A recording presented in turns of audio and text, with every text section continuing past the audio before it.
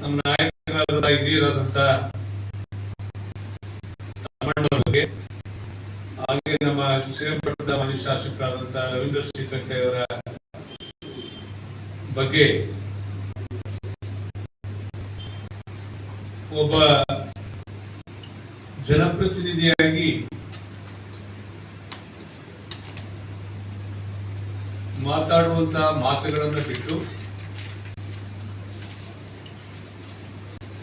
ಎಲ್ಲೋ ಒಂದು ಕಡೆ ಮೂರನೇ ದರ್ಜೆ ಮನುಷ್ಯರು ಮಾತಾಡೋ ರೀತಿಯಲ್ಲಿ ಮಾತಾಡಿರ್ತಕ್ಕಂಥದ್ದನ್ನ ನಿಮ್ಮ ಅದು ವಿಡಿಯೋ ಕ್ಲಿಪ್ಗಳಲ್ಲಿ ನಾನು ನೋಡಿದ್ದೇನೆ.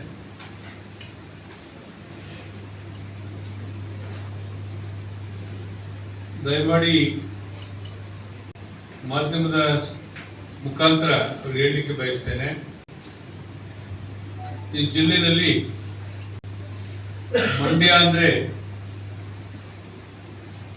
ರಾಜ್ಯ ರಾಷ್ಟ್ರ ರಾಜಕಾರಣದಲ್ಲಿ ತಿರುಗಿ ನೋಡುವಂತ ಪ್ರತೀತಿಯನ್ನ ಬಹಳ ಹಿರಿಯರು ಹುಟ್ಟಾಕ ಬಂದಿದ್ದಾರೆ.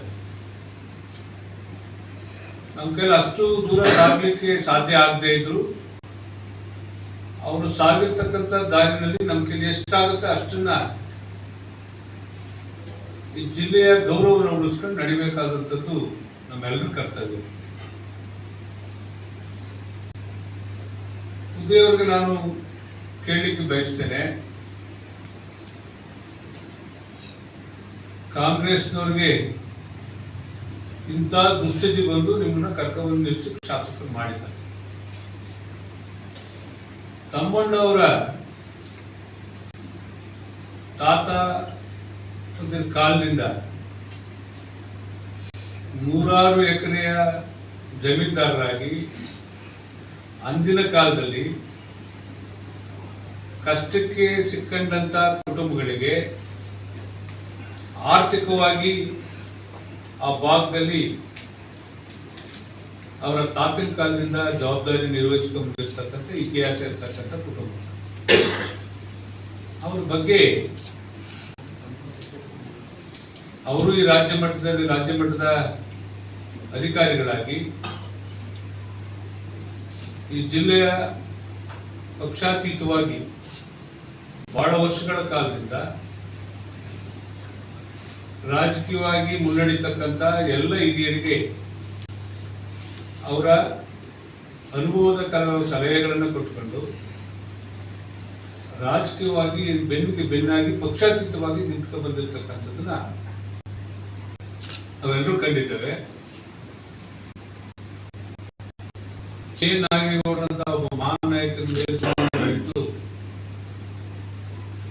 ಗೆಲ್ತಾರೆ ಅಂದ್ರೆ ಅವ್ರ ಶಕ್ತಿ ಏನು ಅಂತಕ್ಕಂಥದ್ದನ್ನ ಈ ಜಿಲ್ಲೆಯ ಜನ ಅರ್ಥ ಮಾಡ್ಕೊಂಡಿದ್ದಾರೆ. ಆದರೆ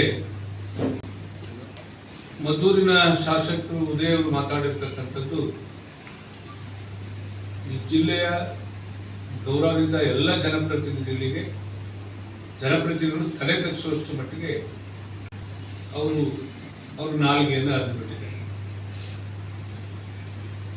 ಶ್ರೀರಂಗಪಟ್ಟಣದ ನಮ್ಮ ಮಾಜಿ ಶಾಸಕರು ಯುವ ನಾಯಕರಾದಂತಹ ರವೀಂದ್ರ ಶ್ರೀಕಂಠೆ ಅವರ ತಾತ ಚುಂಚೇಗೌಡರು ಅವರು ಧರ್ಮ ಕಾರ್ಯಗಳನ್ನ ಬಹಳ ವರ್ಷಗಳ ಹಿಂದೆ ಮಾಡ್ಕೊಂಡು ಬರ್ತಿರ್ತಕ್ಕಂಥದ್ದನ್ನು ಮೆಚ್ಚಿ ಅವತ್ತಿನ ಮಹಾರಾಜರೇ ಅವ್ರ ಮನೆಗೆ ಬಂದು ಅವ್ರನ್ನ ಅಭಿನಂದಿಸಿ ಅವ್ರ ಮನೆಯಲ್ಲಿ ಊಟ ಮಾಡೋಗಿರ್ತಕ್ಕಂಥ ಇತಿಹಾಸವನ್ನ ನಾವು ಕಾಣ್ತೇವೆ. ಇವತ್ತು ಎಷ್ಟು ಮಟ್ಟಿಗೆ ಇವರು ಅಕ್ಕ ತಂದೆಯ ಜೊತೆಯಲ್ಲಿ ಜನ್ಮ ತಾಳಿದ್ದಾರೆ ಅಂತಕ್ಕಂಥದ್ದು ನಾನು ಭಾವಿಸ್ಕೊಂಡಿದ್ದೀನಿ.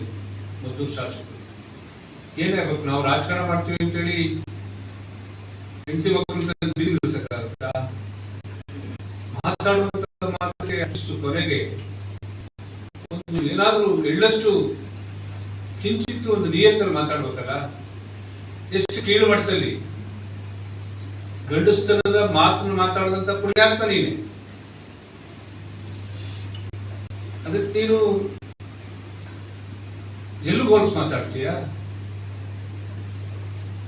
ದಯಮಾಡಿ ಕಾಂಗ್ರೆಸ್ ರಾಜ್ಯ ಮಟ್ಟದ ನಾಯಕರಿಗೆ ಹೇಳ್ತೇನೆ, ಇನ್ನು ಮುಂದೆ ಅವ್ರನ್ನ ಅದ್ಬಸ್ತ ಹಿಡದೇ ಇದ್ರೆ ಈ ಜಿಲ್ಲೆಯಲ್ಲಿ ಆಗುವಂತ ಅನಾಹುತಕ್ಕೆ ನೇರವಾಗಿ ರಾಜ್ಯ ಮಟ್ಟದ ಕಾಂಗ್ರೆಸ್ ನಾಯಕರು ಹೊಣೆ ಹಾಕಬೇಕಾಗುತ್ತೆ. ಗೌರವ ತರ್ತಕ್ಕಂಥದ್ದಲ್ಲ. ಇನ್ನು ಮುಂದೆ ಇವತ್ತು ಅವ್ರು ಆಡಿರುವಂತ ಮಾತು ನಾವೇ ಒಂದು ರೀತಿ ದಿಗ್ಭ್ರಮೆ ಆಗ್ಬೇಕು. ಅಷ್ಟು ಕೆಳಮಟ್ಟದಲ್ಲಿ ಮಾತಾಡಿರ್ತಕ್ಕಂಥ ಮಾತು. ನಾನಿವತ್ತು ನಮ್ಮ ಹಿರಿಯ ನಾಯಕರಂತ ಎಸ್ ಸಿ ತಮ್ಮಣ್ಣವ್ರಿಗೂ ನಾನು ವಿನಂತಿ ಮಾಡ್ತೇನೆ, ರವೀಂದ್ರ ಶ್ರೀಕಂಠಯ್ಯವ್ರಿಗೂ ವಿನಂತಿ ಮಾಡ್ತೇನೆ. ಇವತ್ತು ಸೂರ್ಯನ ನೋಡಿ ಉಗುಳಿದ್ರೆ ನಮ್ಮ ಅಪ್ಪಕ್ಕೆ ಬೀಳುತ್ತೆ. ಇವತ್ತು ಅಂತ ಹೀನಾಯ ಸ್ಥಿತಿನಲ್ಲಿ ಮದ್ದೂರು ಕ್ಷೇತ್ರದ ಶಾಸಕರಿದ್ದಾರೆ. ಇದಕ್ಕೆ ಯಾವುದಕ್ಕೂ ಕಿವಿ ಕೊಡಬಾರ್ದು, ಮನಸ್ಸು ಬೇಜಾರು ಮಾಡ್ಕೋಬಾರ್ದು. ಮುಂದೆ ಇದೇ ನಡವಳಿಕೆ ಮುಂದುವರಿಸಿದ್ರೆ ನೀವೆಲ್ಲ ಬೀದಿ ಬರೋ ನಾವು ನಿಂತು